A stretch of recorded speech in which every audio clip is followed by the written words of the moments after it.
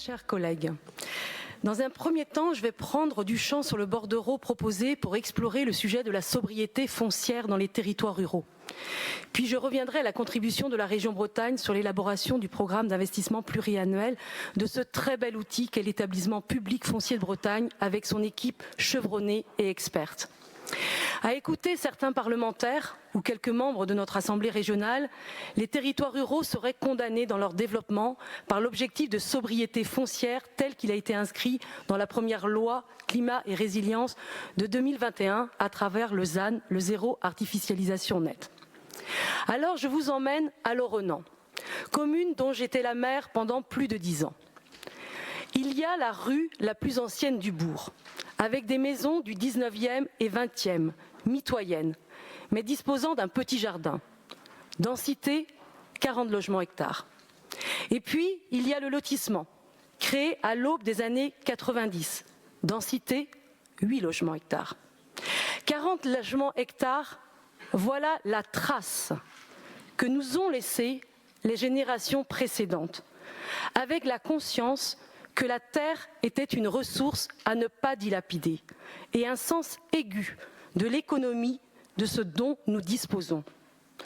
Lorrenans, c'était aussi 1800 habitants au début du XXe siècle, 730 habitants aujourd'hui, avec une enveloppe urbaine du bourg qui n'a cessé de s'étendre, alors que le nombre d'habitants diminuait, grignotant au passage la terre agricole et avec des bâtiments qui se sont vidés de leur activité économique en cœur de bourg.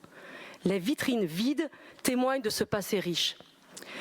Le réel, le pragmatisme, c'est de regarder en face la situation d'une commune rurale comme Lorrenans, où la décorrélation est totale entre consommation foncière et développement.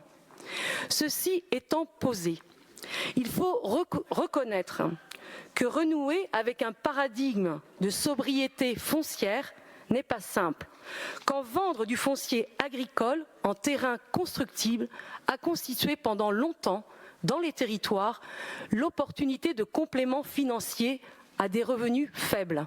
Je pense particulièrement aux retraites agricoles. Une sorte de rééquilibrage, quand le partage des richesses ne se fait pas par les salaires, mais un rééquilibrage très inégal sur les territoires, puisqu'il concernait ceux et celles qui avaient des terres agricoles à proximité des bourgs et des villes. Les élus municipaux qui ont mené un plan local d'urbanisme savent ce qu'il en était des pressions pour rendre des terres constructibles. J'exprime cette réalité pour mesurer d'où nous venons et ce que sont les résistances actuelles. Pourtant, il y a matière pour les élus ruraux à réfléchir sur un urbanisme basé sur le modèle du bourg en extension.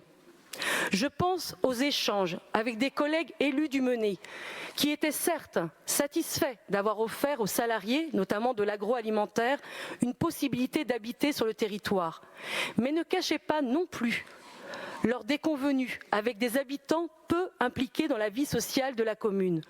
Mais comment pouvait-il en être autrement, avec un urbanisme qui tourne le dos aux centralités et renforce l'usage de la voiture vers des zones commerciales ou des activités de loisirs éloignées? L'histoire et les faits nous enseignent, et depuis plus de 20 ans, ce n'est pas le volume foncier par habitant qui fait l'avantage comparatif de nombreuses communes rurales, particulièrement en Bretagne, mais bien la qualité des services proposés, la qualité de la vie sociale et celle de l'environnement naturel. Certains élus ruraux réclament encore le pouvoir de faire des lotissements, alors que, plus que des lots à construire, c'est un projet de vivre ensemble qui est à proposer. Le Sénat, plus conservateur que jamais, a récemment adopté une proposition de loi abrogeant l'objectif de réduction de l'artificialisation de 50%, avec, il faut le souligner et le déplorer, les voix favorables du groupe communiste et l'abstention du groupe socialiste, alors même qu'il est urgent de protéger les terres agricoles pour la souveraineté alimentaire, le stockage du carbone et la protection de la biodiversité.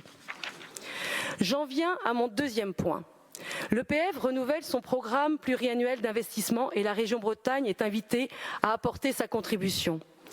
Le travail d'élaboration du futur PPI est déjà en cours et ma collègue du groupe Bresse-Aglaise, Christine et moi, y contribuons au sein du conseil d'administration et du groupe de gouvernance. Nous saluons le cap de la sobriété foncière tenu fermement par la région Bretagne et exprimé au sein de l'EPF et de la conférence régionale de gouvernance. Vous l'avez encore fait en introduisant ce bordereau, Madame la vice-présidente, hier en réponse à une question orale. C'est pourquoi nous ne comprenons guère l'imprécision et le flottement autour de la contribution de la région. Qu'est-ce qui empêchait d'avoir une contribution, certes non définitive, puisque les travaux sont en cours au sein de l'EPF, mais tout de même assez précise et détaillée sur le cadrage de la région pour le futur PPI à cette session de fin mars, alors que le conseil d'administration de l'EPF votera le nouveau PPI en juillet. Mais surtout, nous allons focaliser notre contribution dans ce débat sur un point. Surtout, un nouveau PPI ne doit-il pas être avant tout l'occasion d'une discussion avec l'État et d'une négociation avec le préfet de région sur les moyens budgétaires de l'EPF.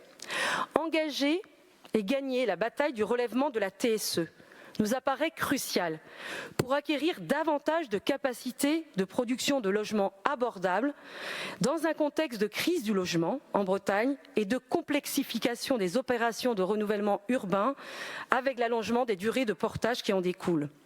J'avais exprimé l'idée en début de mandat au sein du conseil d'administration de l'EPF que l'EPF intervienne sur le foncier agricole et sur le sujet aigu des bâtiments amiantés. Au terme de cette discussion, il avait été acté que l'EPF, et on peut le comprendre dans le cadre d'un budget constant, n'interviendrait pas sur les friches amiantées et le foncier agricole ou seulement à la marge quand il s'agit de foncier dans les enveloppes urbaines. Si la région veut contribuer de façon significative au débat sur le PPI de l'EPF, alors ne devons-nous pas poser les bases d'une réflexion sur les sujets de demain, sur la capacité à faire face à des crises immobilières et foncières inédites, plutôt que de nous cantonner à des principes d'action très louables, mais déjà largement au cœur des pratiques de l'EPF.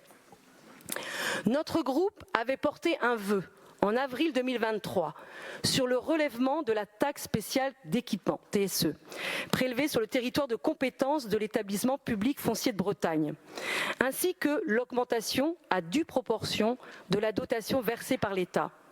Car rappelons que le montant de TSE perçu par l'EPF de Bretagne est faible en comparaison de la situation en vigueur dans les autres PF d'État de la même génération. On est toujours resté autour de 6 € par habitant quand on cumule TSE et dotation.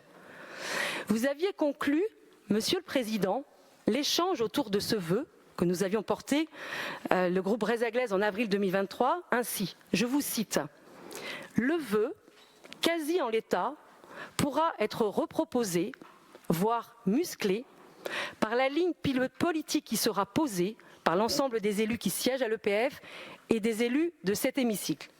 Donc nous y reviendrons très vite avec les élus que je viens de citer. Pouvez-vous nous confirmer que le changement, c'est maintenant ?